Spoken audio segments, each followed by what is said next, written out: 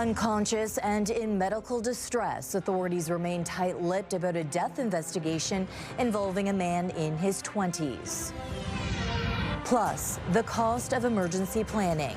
There's a day goes by when I don't think about that stuff. Windsor City Council to review current and future security measures that may harm small organizations. And minor tremors reported in Amherstburg. My first thought was my neighbor must have backed into his house. Confirmation a small earthquake shook the area.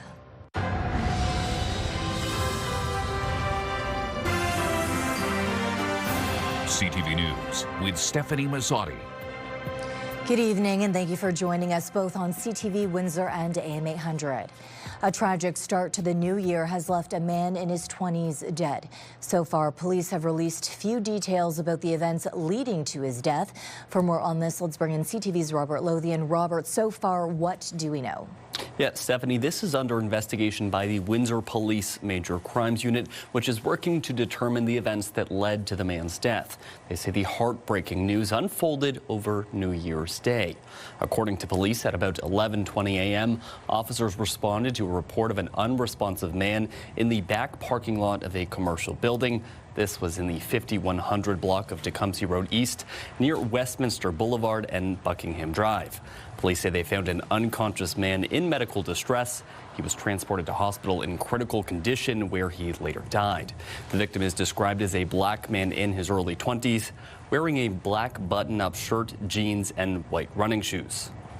Police are asking anyone in the area who may have witnessed suspicious activity to come forward, and residents and businesses in the area are being urged to check security or dash cameras for any sort of helpful footage. We have reached out to Windsor Police for more details about the cause of death. However, a spokesperson says at this point they have no further details to release. Stephanie. Okay, Robert Lothian with our top story tonight. Meantime, one person has been arrested after another person was shot to death on Walpole Island First Nation. According to the OPP, it happened sometime yesterday. Police responded to the disturbance on Squirrel Island Road. A 29-year-old resident was pronounced dead on the scene, while the alleged shooter has a court date on January 7th.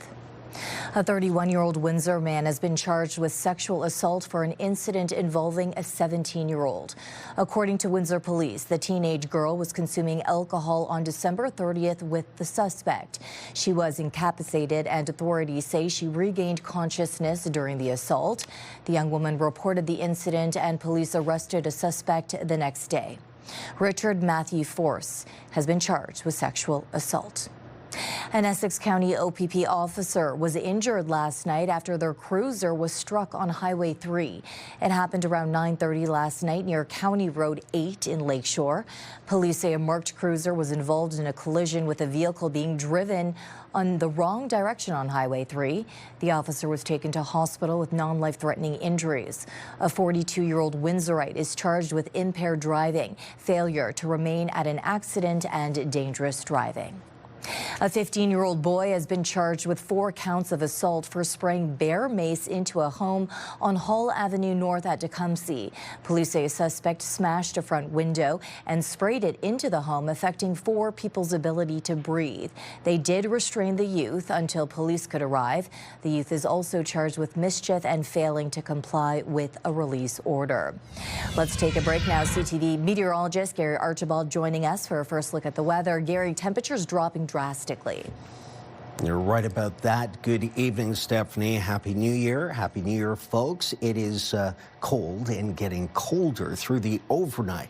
Lake enhanced snow coming off of Lake Huron. Perfect setup, but it's more out of the west than northwest. And with that, tapering flurries moving a little bit further east of Chatham-Kent towards London, Kitchener, Waterloo. The overnight situation, a bit of a clearing. We saw that this afternoon, but now we're looking at colder air in behind this sweep of snow. We could see wind chill values in the -20s tomorrow morning. I'll break down what you need to know, whether or not we'll see even more frigid air or warm up for next week. It's coming up in just a few minutes. Stephanie?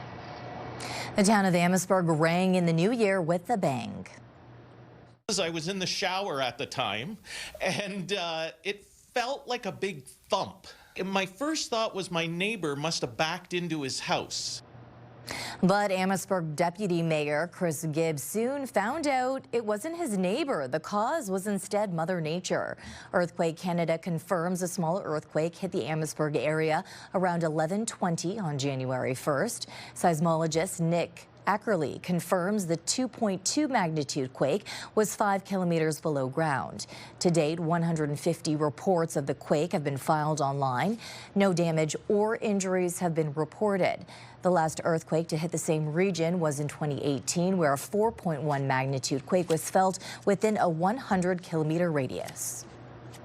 These kinds of earthquakes are a really important reminder that even in the middle of a tectonic plate, far away from the active regions of the Pacific Ring of Fire, even here in eastern North America, we do get earthquakes. And these smaller ones are an indicator that we could someday get larger events. We could, in the region, get a 5 or a 6 that could cause damage. Officials say residents play a role in tracking earthquake activity. You can find a link on the online survey on our website, ctvnewswindsor.ca. Now, in the wake of deadly attacks at events and festivals globally, Windsor city officials are taking a closer look at how public events are approved and whether tighter safety timelines could come with a cost. A new report heading before councillors outlines how event safety is handled now, while warning that stronger requirements could make it harder for smaller volunteer-run events to survive. CTV's Sanjay Maru joins me now with this story tonight. Sanjay. Yeah, Stephanie, this review was prompted months ago, but the report is landing now, and it highlights a real balancing act. On one hand, one city councillor says public safety, it has to come first, especially after mass casualty attacks at festivals in other cities. On the other hand, administration is warning that tighter timelines and added safety costs could push some community events off the calendar altogether. As the organizer of the annual Zombie Walk in Windsor, Sean Lippard says keeping people safe at the popular downtown event is always top of mind. There's a day goes by when I don't think about that stuff. Back in April, a vehicle ramming attack at a Filipino heritage festival in Vancouver killed 11 people and injured dozens more, forcing cities across the country to re-examine public event safety. In Windsor, the attack prompted a question from Ward 3 Councillor Ronaldo Agostino, now returning in the form of a new report. What I wanted to do was I wanted to move public safety from, in a lot of people's view, the middle of the order when it comes to organizing events. I wanted to move it to the top. The report outlines how Windsor reviews roughly 500 special events each year, but it also notes there's no minimum lead time for organizers to submit safety plans. The gaps happen because lead time's not there, because everyone's working last minute, and safety's got to come first. And administration warns while earlier safety deadlines could improve planning, they could also raise costs, especially if organizers are required to secure barricades, traffic control, or contract police months in advance. A lot of these smaller events like ours run on a really tight budget. You're counting every dollar trying to put these events on. Kristen Siapis, who organizes a summer jazz concert series at area parks, says experienced organizers can adapt, but newer groups may struggle to keep up. As for Lippard, he says timelines matter, but adds it is clarity when submitting a safety plan to the city that's most important. Ideally, you're going to have it in at least 2 months before. You could do it probably within a couple weeks, even a week maybe, as long as everything is done ahead of time and they're just perusing everything that's there. But if you have to learn it and go through that exercise, yeah, it'll take some time. The report also explores longer-term safety measures such as permanent bollards at frequent event sites, but notes those come with significant costs. You have to come up with this common ground between the two forces that go back and forth, to have the event, but also be safe and meet in that middle. And this report goes before the Community Services Standing Committee at its next meeting. That's on Wednesday, where members will decide whether to keep this conversation moving forward or not.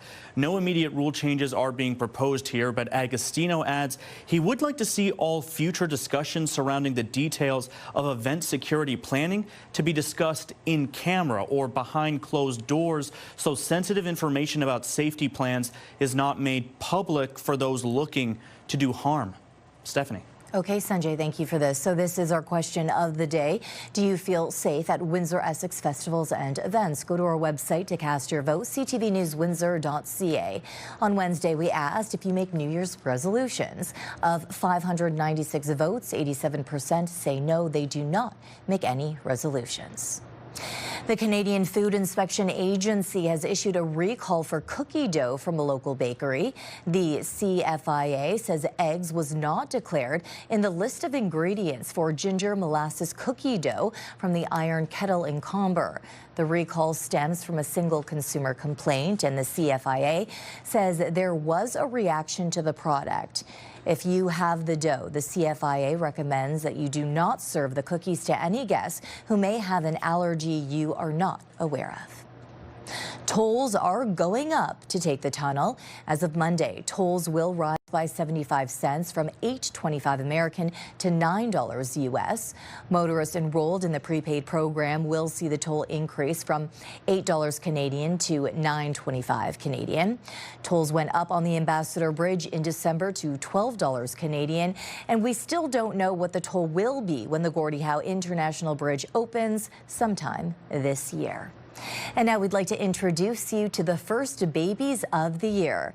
Alice Illadrose Guenther entered our world first at 12:41 a.m. on New Year's Day. Weighing in at 7 pounds, 12 ounces, Alice was born at Erie Shores Healthcare in Leamington. Proud parents Agatha and Franklin of Leamington are excited to introduce Alice to her 3 brothers and 2 sisters. And Favor Jesusiam Josiah waited a bit longer. She was born at 2:53 a.m. on January 1st at Windsor Regional Hospital.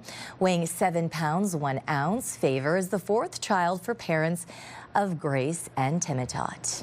And in an amazing coincidence, Dad was himself the first baby of the year back in his hometown in Nigeria. Now, over on our website, we've compiled a list and photos of some of the other New Year's Day babies from across Canada. Click on ctvnewswindsor.ca. Certainly it's not something we just want to see tossed away or melted down. Still ahead on Windsor's news leader, a brazen and bizarre robbery of a Fredericton church. Then later, Donald Trump is at it again with a new announcement about tariffs. Stay with us. CTV News Windsor at 6 continues after the break. Start your day with the latest local news. By signing up for our newsletter, you'll get direct local content straight from CTV Windsor to your inbox, including top stories, the forecast, and videos. You can sign up at ctvnewswindsor.ca. Investigators in Switzerland believe flares on champagne bottles started the deadly fire in a bar at a popular ski resort. Officials today confirming that 40 people died and 119 were injured. Flames broke out early Thursday morning during a New Year's Eve celebration. Witnesses described a chaotic scene as people frantically tried to escape. Witnesses say people tried to flee from a nightclub area in the basement up a narrow flight of stairs, causing a crowd surge. Officials say the fire likely caused a flashover, releasing combustible gases. Most of the injured have now been identified. Amongst the injured, formally identified, most are Swiss. We also note 14 French people, 11 Italians, 4, 1 Bosnian, 1 from Luxembourg, 1 from Poland, and 1 from Portugal. The U.S. Justice Department says it thwarted an alleged plan by a man in North Carolina to carry out an ISIS-inspired attack with knives and hammers on New Year's Eve. The man, Christian Sturdivant, was charged with attempting to provide material support to a foreign terrorist organization. FBI agents are searching the man's home, and while they were there, they found a handwritten document called New Year's Attack 2026, which allegedly discussed plans to stab up to 20 victims and attack responding officers. A strong earthquake rattled southern and central Mexico on Friday, interrupting the president's first press briefing of the new year as seismic alarms sounded. Uy, está temblando. A ver, con tranquilidad. ¿Dónde está? The earthquake had a preliminary magnitude of 6.5, and its epicenter was near the town of San Marcos in the southern state of Guerrero, near the Pacific Coast resort of Acapulco. Residents and tourists in Mexico City and Acapulco rushed into the streets when the shaking began. Prime Minister Mark Carney will head to Paris next week for a meeting with his fellow leaders of the Coalition of the Willing in efforts to secure a peace deal for Ukraine. Carney will be in France on January 5th and 6th. The goal is to push towards a lasting negotiated peace with strong security guarantees for Ukraine. According to the Prime Minister's office, Canada is working towards strengthening Ukraine's defense, the return of unlawfully deported Ukrainian children, and the deterrence of Russian aggression. As allies work towards peace, the deadly violence continues. At least 15 people were injured when 2 Russian missiles struck a building in Kharkiv. The city's mayor says there were no military objects in the area. Canada is on track to accept fewer new residents, international students, and temporary workers in 2026. It's part of the federal government's efforts to reduce immigration levels. CTV's Rachel Aiello has been digging into the numbers tonight. For many wanting to call Canada home, the latest immigration levels plan has injected uncertainty into the year ahead. For example, the federal government is cutting the number of international students it'll accept this year in half. A reduction this PhD candidate, who came to Canada from Iran in 2021 to do cancer research, says while necessary, has left many prospective students in limbo.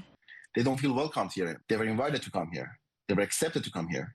And now they're just caught in this perfect storm. Canada will also be accepting fewer temporary workers this year. They're more focused on labor shortages now. Overall, the government plans to admit 380,000 permanent residents in 2026, down from the target of 395,000 admissions in 2025. There's always winners and losers. The winners are going to be the Canadians, particularly the young Canadians looking for that entry-level job that has been occupied by a foreign national. The losers are going to be the foreign nationals who came here with false promises of permanent residence. While it may be shaping up to be a challenging year for the thousands with temporary status who can't stay, Canada is offering express entry for prospective newcomers who speak French or have skills in key sectors, such as trades, agriculture, engineering, education, and healthcare. Instead of a broad, open arms approach to immigration, it's more selective now. It's more focused on ensuring that the economy can absorb their permanent residents and the workers coming in. Linked to the shift towards prioritizing economic immigrants is a plan to spend more than $1 billion on a new international talent attraction strategy to incentivize leading researchers and innovators to come to Canada. Rachel Aiello, CTV News, Ottawa. Starting Monday, it's back to work in person for civil servants. Thousands of public service workers are set to return to the office full-time. They'll join other employees from banks and tech companies who have also been called back in recent months as part of a shift away from remote work. Union leaders aren't pleased. The union's in a tough spot right now because they can't really enforce anything at this point in time. And so really they're just trying to, be public and voice their concerns. And I think OPSU's already publicly stated that they feel it's disrespectful to require employees to work 5 days per week. But we haven't seen them take legal challenge yet as it relates to grievance or arbitrations under this aspect just yet. A new poll shows nearly half of Ontarians think the Ford government's plan to put a tunnel under the 401 is unrealistic. 48% of the 1,000 people polled by Liaison Strategies also describe the proposal as risky and wasteful, compared to 18% who see it as a bold nation-building project. 75% are concerned about safety and construction risks after they were told about reported internal risks like roadway collapse. 47% believe the tunnel will do nothing or little to actually reduce traffic congestion. Pollsters also asked people who they would vote for if a provincial election were held today. 44% of decided and leaning voters said they would vote for Ford's Progressive Conservatives. 35% would vote for Ontario Liberals. The poll shows the PCs leading in Eastern Ontario and Southwestern Ontario, while the Liberals are ahead in the 416, 905 and the North. The poll was conducted over the first weekend of December. OPP say a Hamilton man is facing multiple charges after allegedly driving a pickup truck on 3 wheels down a highway on New Year's Eve.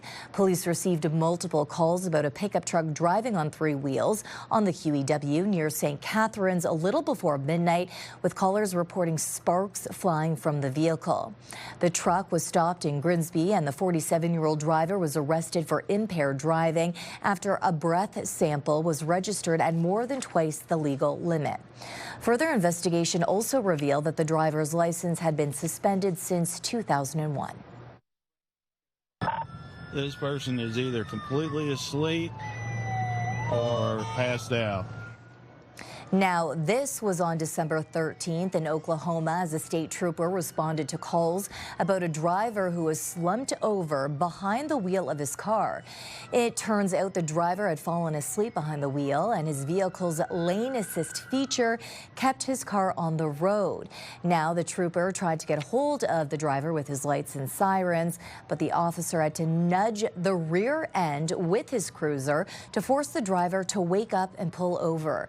He told the officer that he had worked 20 of the last 24 hours and was headed home when he nodded off. The driver was ticketed, but luckily no one was injured in this incident. The Oklahoma Highway Patrol released this video to drive home the point about just how dangerous driving while sleeping can truly be. Parishioners at a church in Fredericton are bewildered by a theft just after Christmas. Thieves took off with a large church bell with a very long history. CTV's Sarah Plowman has the details. As Canadians ring in the new year, nothing is ringing here. A church bell that holds 200 years of history is gone, stolen days after Christmas. It's a sad situation. Who in the world would want to take a church bell? Nearby security cameras captured a black truck around 2 a.m. Monday, but didn't pick up a license plate. This is the actual evidence of the cutting. The former minister at St. Peter's Anglican Church estimates the mostly brass bell weighs between 300 and 400 pounds. Thieves left a trail of damage to floodlights, a signpost, and shrubs. Didn't care about destroying things to get to the bell. It's believed the bell was made in England in 1820 for the original Christ Church across town. But when that church was torn down and replaced, the bell came here. And so it's part of our collective heritage and culture. And, certainly it's not something we just want to see tossed away or melted down. The church is also significant, built in the 1830s by the local black community. Whites and blacks worshipped here together at a time when segregation was the norm. This church has been up and open continuously, and that makes it the oldest church of any denomination in continuous use in the greater Fredericton area. Police are investigating. The latest from Fredericton's police is that the bell hasn't been found, and they're asking for tips from the public. What's your message to the thieves? I would like to see them return the bell. A plea from the parish to return a link to their past as a new year begins. Sarah Plowman, CTV News, Fredericton. U.S. President Donald Trump is delaying an increase of tariffs on furniture, kitchen cabinets, and vanities for a year, citing ongoing trade talks. Trump signed a proclamation hours before the end of 2025, postponing the tariff hike, which was originally due to take effect on New Year's Day. In September, Trump ordered new 25% tariffs on kitchen cabinets and upholstered furniture. Those took effect in October, with rates slated to rise to 50% and 30%, respectively, by 2026. The Wednesday order delays the increase, leaving tariffs on these goods at 25%, at least for the time being. We have a new snapshot of how much money Canada's highest paid CEOs are making. It was a record year for the top 100, and it highlights the growing gap between executives and the average worker. CTV's Camille Karamali explains. Here at Canada's busiest mall, new items stocked for the new year, but affording them. Are you able to afford shopping? No. Is a different story. The cost of living, yeah, it's become really hard. Especially for the many here making minimum wage. I feel bad because I can't buy expensive things for my friends and family. Elizabeth and Jillian work as servers. The holidays may have left them high in spirit, but low on cash. It's crazy that there's billionaires and millionaires while people can't even afford to eat. Now, a new report shows Canada's top CEOs make in the first day and a half of the new year what the average worker makes in an entire year. Yeah, CEOs have always been paid more than the average worker, but it's the gap that has really grown substantially.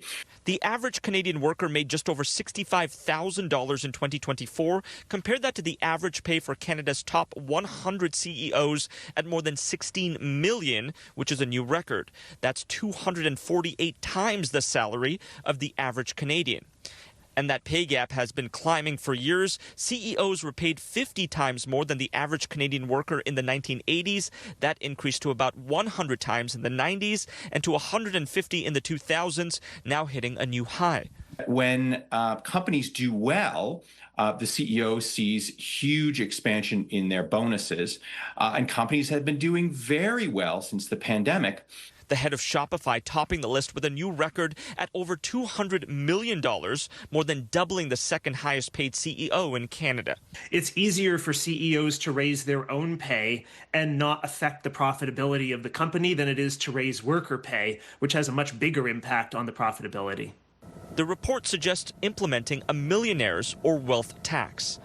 The report also confirming what many have already reported. The costs of goods and services like groceries in Canada increasing at a much faster rate than workers' wages. Kamal Karamali, CTV News, Toronto.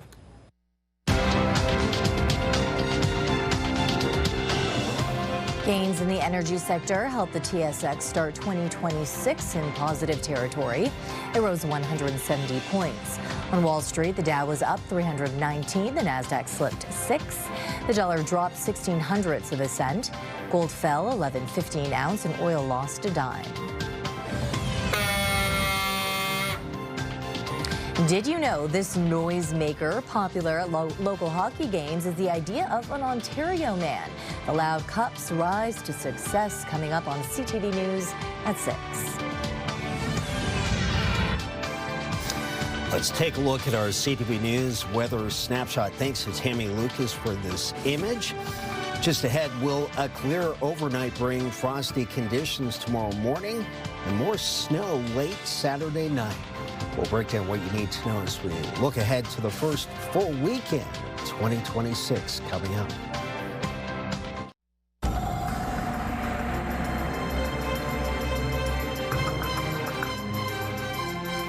Gary, that video does look beautiful. Unless you're underdressed in that snow and blowing snow, but it is pretty to look at behind a window, perhaps, or if you're in a thick parka. Today got close to -5, or actually just under -4.9 as the high. Obviously, we are well below seasonal in terms of daytime highs. We'd normally be closer to the freezing mark, and then it was blustery yet again. By the way, morning midday flurries gave way to a nice clearing this afternoon. The air quality is decent yet again at 3. The lower the number on a scale of 1 to 10, the better. So we'll take that.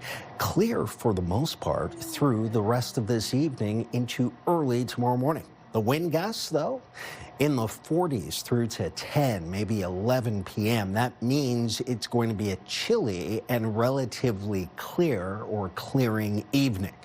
Right now, temperatures at the airport in Windsor, -5 or 23 degrees Fahrenheit. Chatham-Kent -7 or about 18, 19 on the Fahrenheit scale. Because of the wind, sustained in the mid-20s. Gusts in the 40s. It feels like about -11 right now at the airport in Windsor. Chatham-Kent about -13. Cold across Canada. It's January. We expect it. Cold and frigid, in fact, across parts of northern and northwestern Ontario. We're going to feel frigid tomorrow morning. Wind chill values in the -low 20s. More on that in just a moment. Westerlies now, instead of northwesterlies, change the pattern where those lake effect snow squall lines work and fall, right? If it was right out of the north, we'd see snow coming off of Lake Huron and training right into Chatham-Kent and Erie O. The worst case scenario tonight, very light dusting of flurries for Chatham-Kent. I think most of the snow stays at least to the north and east of London in terms of the highest amounts, and that area has been hammered. Listowel, Shelburne, Mount Forest, obviously Goderich and Grand Bend along the eastern flank, shores of the great Lake Huron. Lake Huron, by the way, just perfect setup for lake effect snow. We are down to about -10 tonight at midnight. The possibility of snow over the next 24 to 48 hours increases Saturday night into Sunday morning. Wind chill values in the -20s tomorrow morning. Very cold. We'll see some peaks of sunshine both days, and then -3, and then we'll be in the pluses Wednesday, Thursday, and Friday with rain showers between +2 and +4. Again, if you're driving tonight, headed into those areas, Grey Bruce, Eastern Shores Lake Huron, do take care. Road closures, certainly an issue.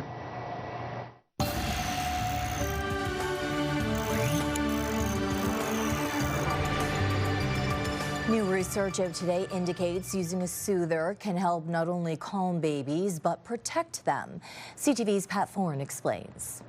Pacifiers are a staple for new parents, soothing babies through tears, sleep, and even doctor visits. They can also help reduce the risk of sudden infant death syndrome, or SIDS, according to the American Academy of Pediatrics. But how safe are they? Since 2014, the Consumer Product Safety Commission received 178 reports involving pacifiers, including 1 death and cases of choking, biting off pieces, and getting fingers stuck in small holes.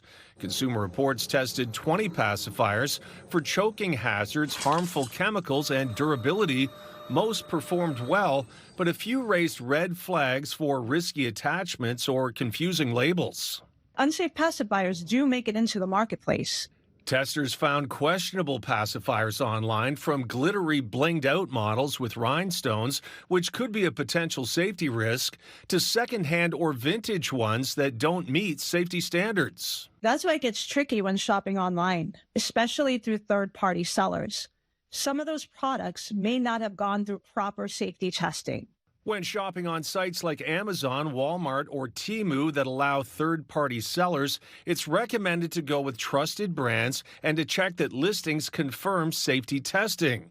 But it's not just an issue online. Researchers found a pacifier at a local store missing the required safety warning. A reminder to be careful whenever you shop for baby products. Pat Foran, CTV News. To the movies now, where box office revenue in Canada and the U.S. rose by 2% in 2025. A new ComScore report says ticket sales increased to nearly $9 billion in what is being called a small but significant gain. It comes despite long stretches of empty seats, as well as several wide releases that failed to draw crowds. A number of franchises are hoping to keep sales up by offering membership deals to frequent customers. An Ottawa man has turned a DIY project into a multi-million-dollar business. He's given sports families a new way to cheer on their kids thanks to his Loud Cup. CTV's Sean Varden explains. That is a Loud Cup. So we launched in 2021, and last July, I think we hit 1 million Loud Cups sold. And it started during the COVID lockdown, an idea to entertain kids. Just a few pieces of pipe and a bicycle inner tube. It was actually quite effective, and the way that it was sitting on my desk, it looked like a cup with a handle on it. And then for whatever reason, my mind starts wandering. And, I thought, well, that'd be a pretty awesome mashup, a cup that sounds like a horn. That idea transformed into a local success story, now worth millions. So eventually, during COVID, I had a little eureka moment and decided to try and 3D print it, and it just snowballed from there. Prototype after prototype. After dozens of prototypes and countless hours, success. And I can sip and cheer at the same time. The moms just love it. I mean, not only does it allow us to bring a drink in the arena of water, of course, and but we don't need a bell anymore. We just use the Loud Cup. We can sip and we can blow the horn and then cheer our kids. Conahan's business growing, the Ottawa startup not forgetting to give back, sponsoring local golf pros, rowing and hockey. Called Jay and I said, hey Jay, the team's looking for sponsorship, and Jay said, yeah, no problem. The Stittsville Rams receiving funds and their own Loud Cups. We bring it loud and proud, and yeah, we love it. Obviously we're a business, and we're here to make money, but if we can support youth, if we can support families, we're all in. So far, Loud Cups are only available online. Conahan says with 6 employees, it's a lot of work, and he's looking to partner to take the business to the next level. It's been an absolute exhausting but wild ride for sure. Sean Varden, CTV News. Caught on camera, a first glimpse at what we take for granted. Stay with us, lots more still to come on CTV News at 6.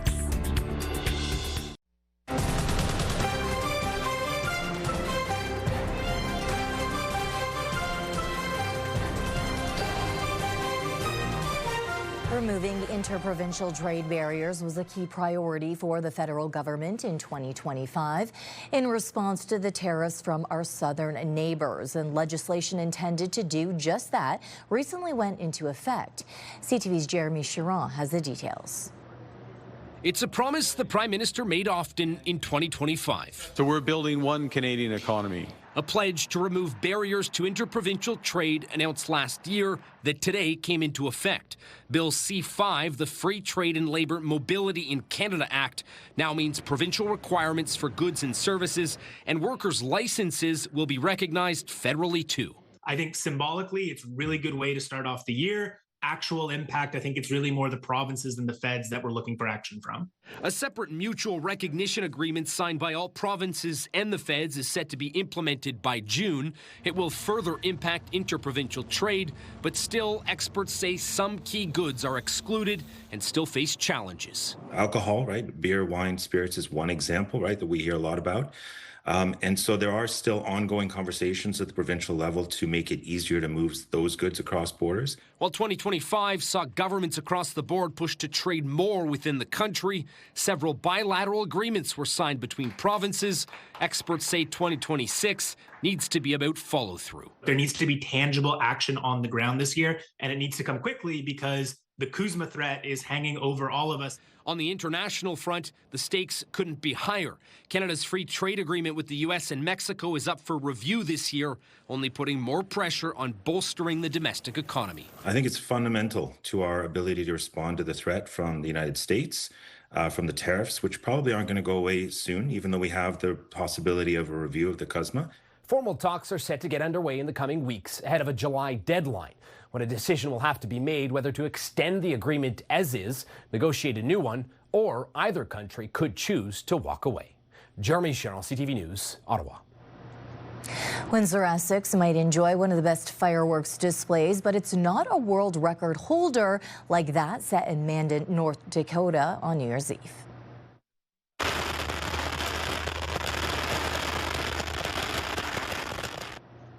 Pegasus Illumination set the new record by successfully launching the most fireworks stars from Roman candles in 1 minute.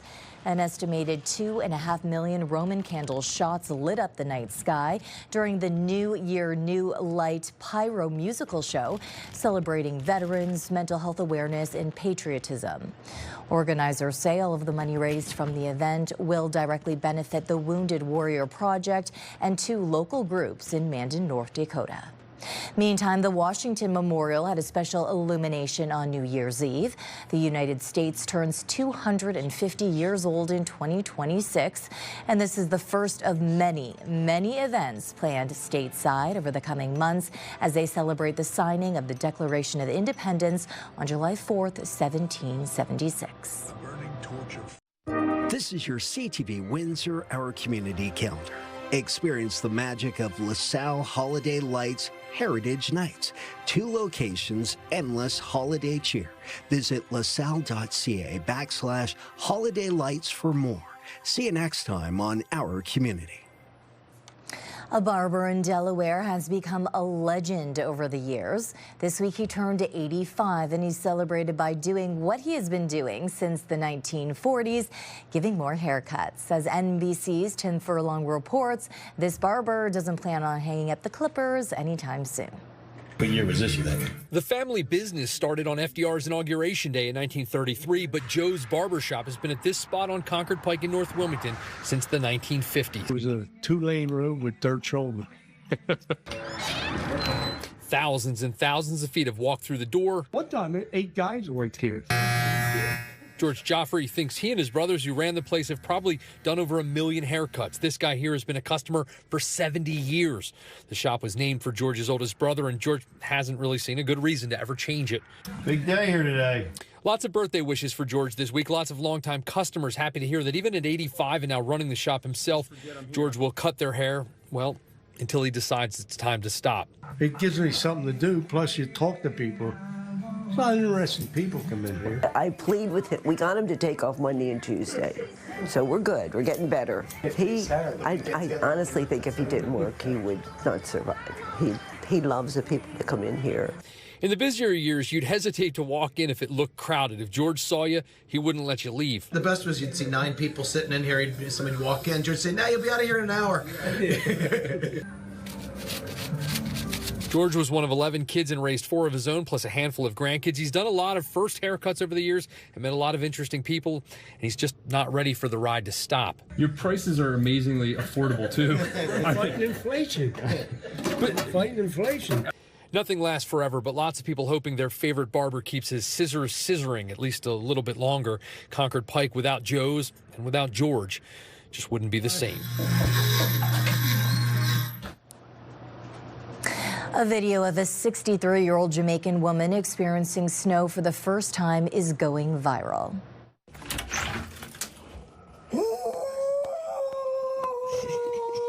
It's beginning to look a lot like Christmas. This is Rose Peters, who ventured outside to have some winter fun after opening the door to see the fluffy white snowflakes falling from the sky.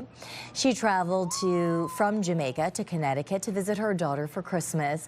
You can see Peters even gets excited about clearing snow off of her car, shoveling the sidewalk before jumping in the snow to do her very first snow angel. Now, do you have a unique story like the barber or great video like the snow? We do want to hear about it. And now it's easier than ever. Email us at ctvnewswindsor.ca or text it to us at 10400. 10,000 hand-placed icicles. What it takes to build ice castles in Minnesota is coming up after the break and weather.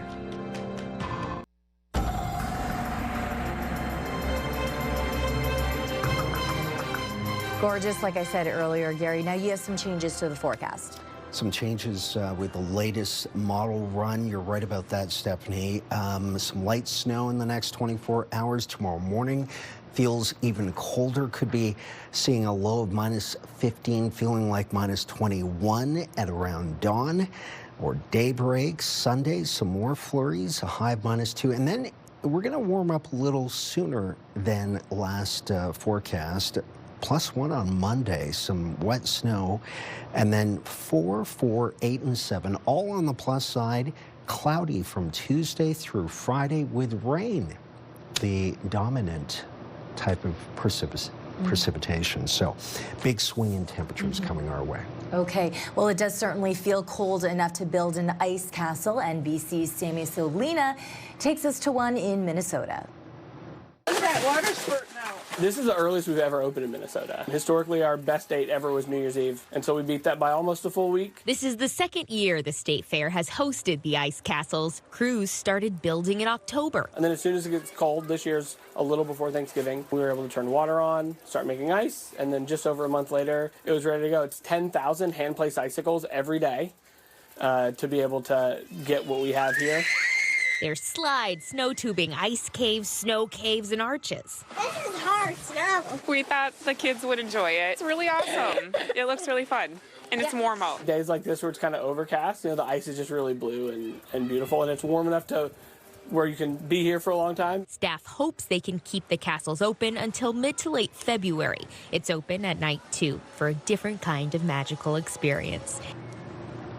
I was going to say, that's like a kid's dream, but I would love that. You would love that for sure. And the tint of blue, gorgeous. Gorgeous, beautiful. We're not likely to see a situation just like that here, but tomorrow morning, though, is frigid, so I want to stress extra layers required. On behalf of our dedicated team here at CTV News Windsor, thank you for watching. For updates throughout the evening, go to ctvnewswindsor.ca.